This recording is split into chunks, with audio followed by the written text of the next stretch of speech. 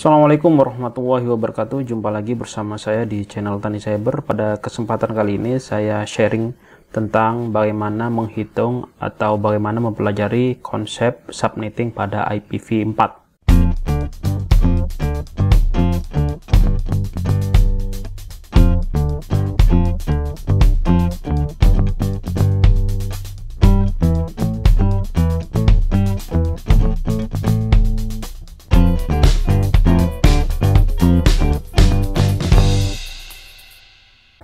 Di video sebelumnya kita sudah bahas dan kita sudah mengenal tentang IP versi 4 dibagi menjadi beberapa kelas seperti kelas A, kelas B, kelas C, kelas D, dan kelas E.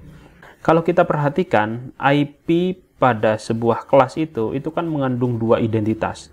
Yang pertama adalah identitas network atau yang kita kenal dengan network ID atau alamat networknya. Yang kedua adalah host ID. Di dalam host ID ini nanti akan terdapat namanya IP broadcast di sini. Ibaratnya kalau kita ibaratkan di sebuah jalan, ini adalah alamat rumah-rumah di mana dalam sebuah jalan atau rumah-rumah itu terdapat sebuah, kalau diibaratkan Pak RT ya, Pak RT itu adalah yang bertanggung jawab untuk memberikan informasi terhadap host-host ID atau alamat atau rumah-rumah yang ada di wilayahnya begitu. Itu disebut dengan broadcast ID. Nah, oke. Ini yang perlu diingat di materi sebelumnya. Kemudian penulisan IP address itu ada kalanya seperti ini. Ya.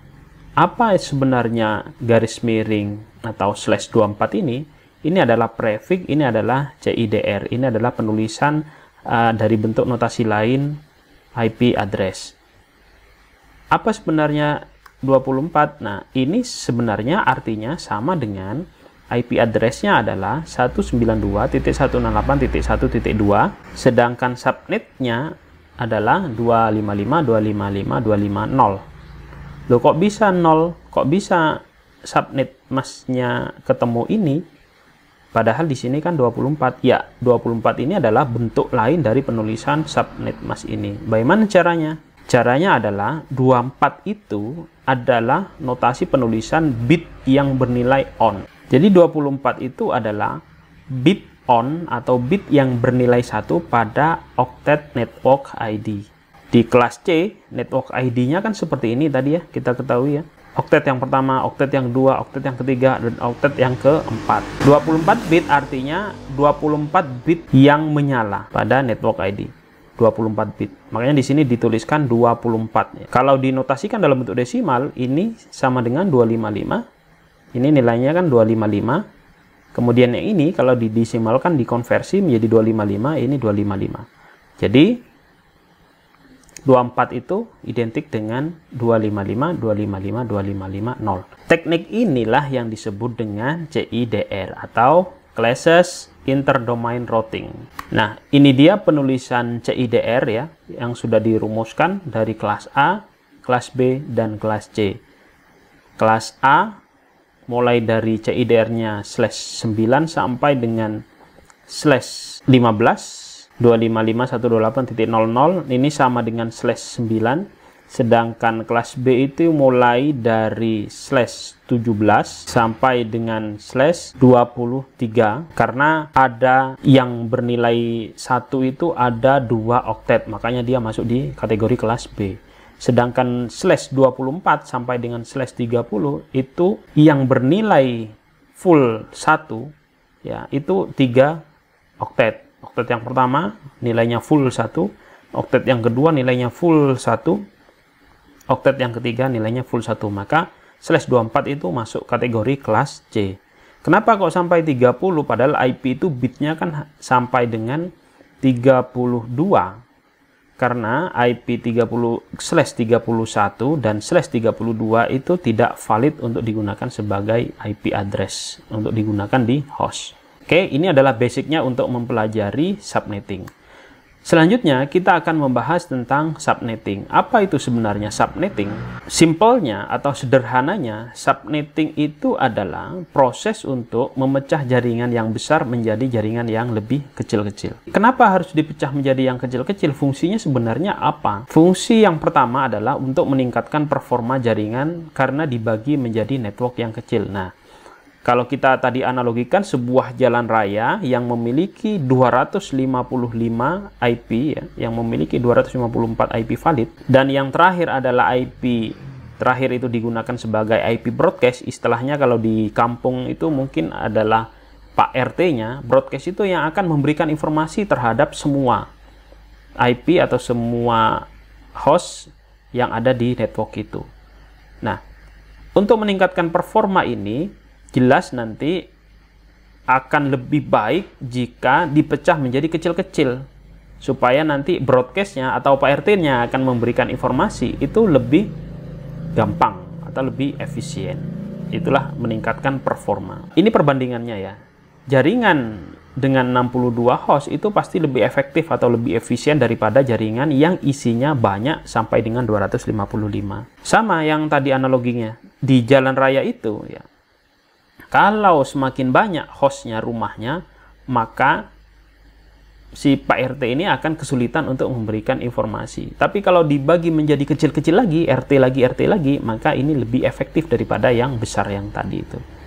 Ya, di komputer juga begitu. Jadi host yang lebih sedikit itu akan lebih efisien daripada host yang lebih banyak.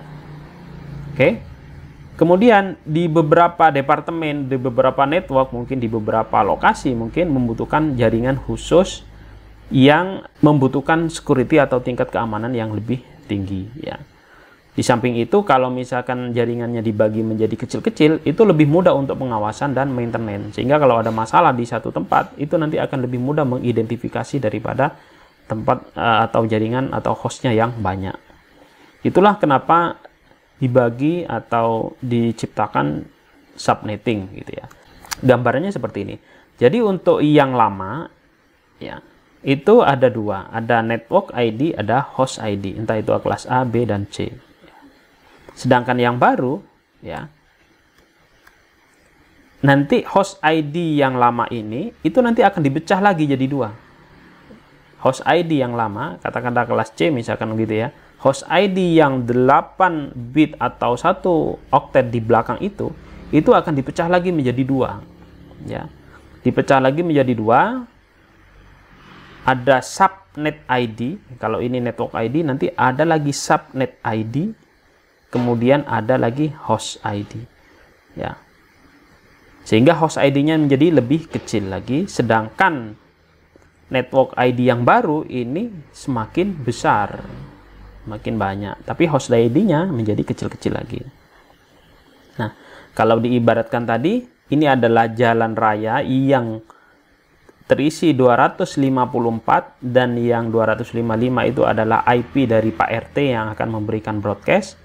Dan ini ibaratnya jalan raya yang panjang tadi itu dipecah lagi menjadi gang-gang ya. Jadi ada gang kecil-kecil lagi itu loh. Sehingga tiap gang itu memiliki IP broadcast atau memiliki Pak RT sendiri-sendiri gitu ya. Nah, itulah kira-kira gambarannya pembentukan subnetnya seperti ini. Oke. Ada 4 hal penting dalam subnetting yang perlu diketahui. Ada 4 ini ya. Yang pertama adalah jumlah subnetnya. Karena kalau dipecah-pecah itu kan jumlahnya ada berapa gitu ya. Nanti ya. Kalau dipecah-pecah menjadi gang-gang itu, setiap gang itu nanti isinya ada berapa. Itu adalah jumlah host per subnetnya. Jadi subnet ini ibaratnya adalah gang-gang, dipecah menjadi gang-gang. Sedangkan jumlah host per subnet itu adalah isi dari gang tersebut, jumlah hostnya. Kemudian blok subnetnya di sini adalah berapa saja IP yang ada di subnet pertama, subnet kedua, dan ketiga. Itu adalah blok-bloknya. Berapa saja rumah yang ada di subnet pertama, subnet kedua, dan seterusnya. Kemudian alamat host broadcast-nya itu berapa? Alamat host broadcast ini adalah alamat, istilahnya kalau tadi jalan yang panjang hanya ada satu RT, tetapi kalau ini dipecah-pecah menjadi gang-gang, maka di setiap gang itu nanti ada pemimpinnya, ada Pak RT-nya, ada broadcast-nya.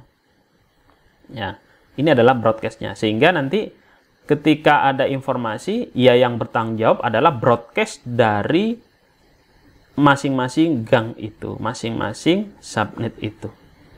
Ini hal penting yang ada nanti di dalam subnetting.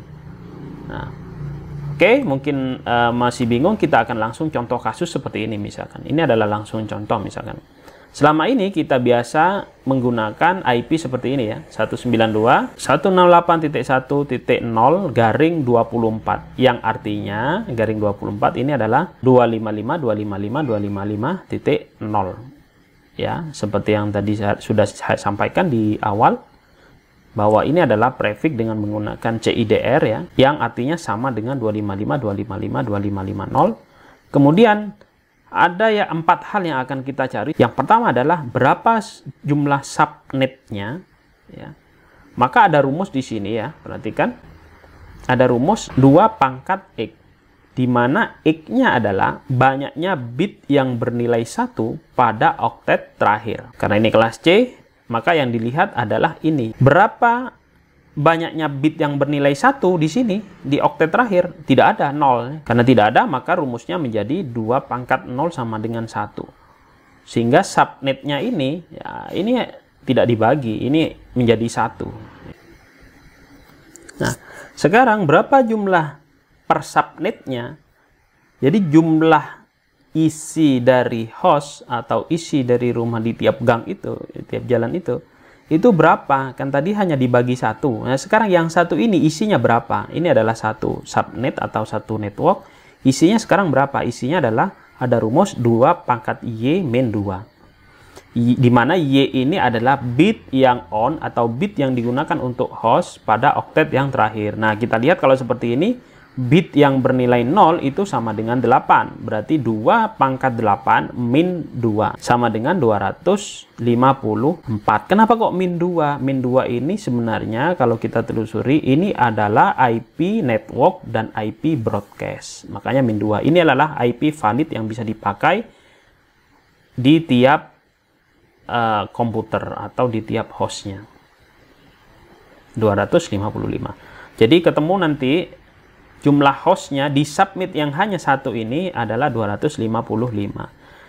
Yang berikutnya, hal yang ketiga adalah blok subnetnya. Subnetnya berapa? Subnetnya adalah jumlah total dari host 256, karena mulai dari 0 sampai dengan 255 itu nilainya sama dengan 256. Ini dikurangi 0. 0 itu apa? 0 itu adalah nilai terakhir dari subnet mas yang ini. Nilainya kan 0, berarti 256 dikurangi 0 sama dengan 256. Subnet berikutnya ya tidak ada, karena jumlah maksimal kan hanya 256 saja. Berarti hanya ada 1 kelompok saja. Nah, sekarang saya mau tahu berapa alamat host broadcastnya. Jadi seperti ini, subnetnya kan hanya ada 1. Jadi di sini adalah subnetworknya adalah 192.168.1.0 IP yang paling pertama. Sedangkan broadcast itu adalah IP yang paling terakhir di subnet itu. 192.168.1.255. Host yang pertama adalah, ini adalah host yang digunakan untuk komputer ini valid. Ya, jadi kalau misalkan punya komputer 255 itu digunakan mulai IP 192.168.1.0 sampai dengan 192.168.1.255, karena hanya ada 1 network saja, subnetwork saja. Oke, contoh kasus yang kedua adalah saya memiliki IP 192.168.1.0 garing 25, di mana 25 ini adalah bit yang on pada network ID. Sampai dengan di sini kan berarti kan 25 kan ya. Kalau di sini kan 24. Nah, berarti untuk netmasknya kalau didesimalkan 128. Nah, sekarang akan kita cari jumlah subnetnya berapa. Jumlah subnetnya adalah 2 pangkat X, di mana X ini adalah banyaknya bit yang bernilai 1 pada oktet terakhir, yaitu 2 pangkat 1. Ya, bit yang bernilai 1 kan hanya ada 1. 2 pangkat 1 sama dengan 2. Berarti jaringan ini dibagi menjadi subnet menjadi 2. Ya. Nah, sekarang yang dibagi 2 itu isinya berapa saja? Isinya atau jumlah host per subnet adalah 2 pangkat Y min 2. Di mana Y-nya adalah bit yang bernilai 0 di sini. Ada berapa? Ada 7. Berarti 2 pangkat 7 min 2 sama dengan 126. Oke, selanjutnya berapa jumlah subnetnya? Jumlah subnetnya adalah 256. Oke, yang berikutnya adalah berapa blok subnetnya? Blok subnetnya adalah 256 dikurangi 128. 128 adalah nilai subnet yang terakhir di sini. Berarti sama dengan 128. Subnet berikutnya adalah 128 ditambah 128 lagi sama dengan 256. Jadi kelipatannya ya. Karena ini hanya dibagi dua, berarti yang pertama, kalau kita lihat di tabelnya, yang pertama adalah 0 sampai dengan 127, yang berikutnya adalah 128 sampai dengan 255. Yang ketiga 256 dan seterusnya. Nah, karena 256 sudah tidak valid, maka di sini tidak ada network itu, hanya ada dua. Nah, jadi alamat broadcastnya yang mana? Broadcastnya adalah untuk subnet yang pertama, karena dibagi dua, ini 127.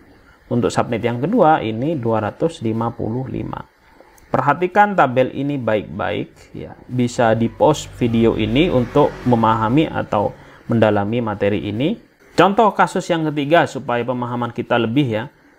Saya sekarang ganti IP-nya 192.168.1.0 garing atau /26. Jadi 26 ini adalah bit yang on bernilai 26, di mana IP-nya ketemunya, subnetnya 255, 255, 255, 192. Oke, sekarang kita akan cari jumlah subnetnya.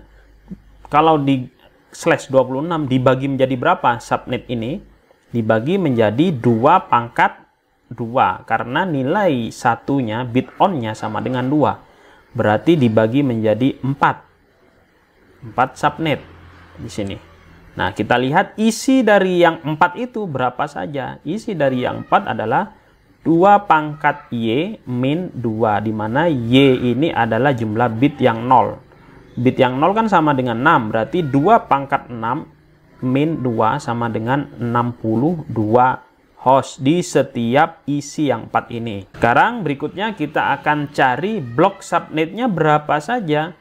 Blok subnetnya adalah 2556 dikurangi nilai terakhir dari subnet mas, yaitu 192. Maka ketemunya adalah 64. Subnet berikutnya berapa? Kelipatan dari 64. 64 ditambah 64 sama dengan 128. Berikutnya adalah 128 ditambah lagi 64, 192. Lengkapnya yang 4 ini memiliki blok subnet mulai dari 0, 64, 128, 192. Sehingga ketemunya tabelnya nanti seperti ini. Tabelnya subnet yang pertama, yang kedua, yang ketiga, dan keempat. Karena dibagi menjadi 4. Jadi mulai dari 0 sampai dengan 255 itu dibagi menjadi 4 bagian. Subnet yang pertama itu adalah 192.168.0 mulai dari 0 sampai dengan 63, karena 64 itu sudah masuk di subnet yang kedua. 128 itu masuk di subnet yang ketiga, 192 itu masuk di subnet yang keempat. Nah, kemudian host yang pertama ya ini broadcastnya adalah subnet yang kedua dikurangi 1 menjadi 63. Jadi sekarang 63 bukan jadi IP valid lagi, tapi sudah menjadi IP broadcast, dan ini tidak bisa digunakan di komputer. Nah, nanti untuk mencobanya silakan disimulasikan di paket tracer, dikasih IP /26 atau 192, kemudian di hostnya kita kasih IP 63. Pasti dia tidak akan mau, karena IP ini diidentifikasi sebagai IP broadcast. Berbeda ceritanya kalau misalkan ini garing 26. Kalau garing 26, kalau garing 24, maka IP 63 ini menjadi IP yang valid ya. Nah, di sini kemudian ada IP host pertamanya adalah 1, host terakhir adalah 62. Jadi yang bisa dipakai untuk komputer untuk subnet yang pertama ini mulai dari 1, 2, 3, 4, 5, 6, 7, 8 dan seterusnya sampai dengan 62. Kalau kita pakai yang ini, maka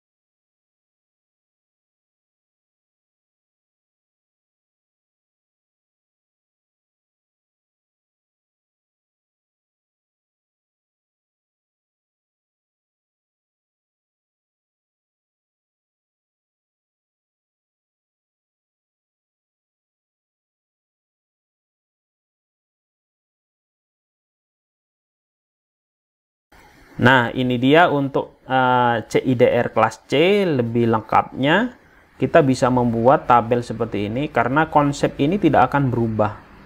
Ya, kalian mau belajar di SMK, mau belajar di S1, S2, S3 dan seterusnya, itu tidak akan berubah konsep ini ya. Jadi kalau garingnya 24, maka net mass binirnya seperti ini, ketemu subnet massnya seperti ini, 255 2550. Jumlah subnetnya seperti yang tadi kita coba hitung, ini ada 1, jumlah IP validnya 256. Kalau /25 seperti ini binirnya, subnet massnya 255 255 255, ketemunya 128. Jumlah subnetnya ini, jumlah IP validnya ini. Nah, /32 dan /31 ini tidak bisa digunakan untuk subnetting. Kenapa? Karena tidak memiliki IP valid. Tidak bisa digunakan untuk IP komputer. Makanya /32 dan /31 ini tidak disebut. Karena ini bukan IP valid. Nah, sekarang kita bisa menentukan ya untuk efisiensi jaringan kita supaya efektif, kita bisa menentukan berdasarkan IP validnya. Misalkan saya punya komputer 250 komputer misalkan. Berapa jaringan yang akan saya pakai? Maka jaringan yang bisa dipakai adalah subnet /24. Karena di dalam 24 itu mengandung 254 komputer yang bisa tersambung dalam satu network. Tetapi kalau hanya komputernya ada 6 ya atau ada 5 ya, maka sebaiknya kita menggunakan IP subnetting /29 dengan netmask 248. Yang bisa tersambung di dalamnya kan hanya 5 atau 6 komputer saja. Jadi ini efisien daripada kita punya 5 komputer tetapi kita menggunakan subnetnya sampai dengan 254. Ibaratnya saya punya tamu hanya 6 orang tetapi saya terima tamu itu di gedung di aula yang besar sebanyak 256 kursi. Padahal tamunya hanya 6 orang. Kan mubadir ya. Nah, maka dari itu disesuaikan saja. Dan seterusnya disesuaikan saja kebutuhannya. Kalau saya hanya ada komputer 30, maka sebaiknya saya menggunakan yang /27 dengan netmask 224. Nah, inilah fungsi dari subnetting, terutama yang kita bahas pada video ini adalah kelas C. Untuk kelas A dan kelas B konsepnya sama saja. Silakan dipelajari nanti. Sebagai bonus di video ini, teman-teman bisa untuk membuat atau merinci tabel tersendiri di sini ya. Seperti ini, saya sudah punya subnetting rinciannya seperti ini. Jadi kalau ada yang /24 seperti ini karena hanya dibagi menjadi satu subnet saja. Tapi kalau misalkan /nya 25 menjadi 2 subnet. Kalau /nya 26 menjadi 3 subnet. Kalau /nya 27 menjadi 8, menjadi 16. Kemudian /29 ini menjadi 32 dan seterusnya. Nah, yang paling kecil di sini adalah /30 karena 30 itu dibagi networknya itu banyak sampai dengan berapa ini? Sampai dengan 64, sedangkan isi dari networknya itu hanya ada 2 di sini, 2 IP valid. IP 1 dan IP 2 karena 0 ini digunakan untuk alamat subnetnya, kemudian 3 ini digunakan sebagai host IP broadcastnya. Jadi praktis yang valid ini hanya 1 dan 2 saja ya. Biasanya ini digunakan misalkan antar router misalkan, karena antar router itu hanya butuh 2 IP misalkan. Nanti silakan dicoba. Oke, mungkin itu saja video untuk penjelasan subnet ini dari sudut pandang saya di channel Tani Cyber. Untuk referensi-referensi yang lain bisa lihat di channel-channel yang lain atau di referensi buku atau alamat website yang lain. Mudah-mudahan cukup memberikan gambaran atau pandangan untuk subnetting ini. Terima kasih atas perhatiannya. Jangan lupa like, subscribe, dan share, komen di video ini. Terima kasih, saya akhiri. Assalamualaikum warahmatullahi wabarakatuh.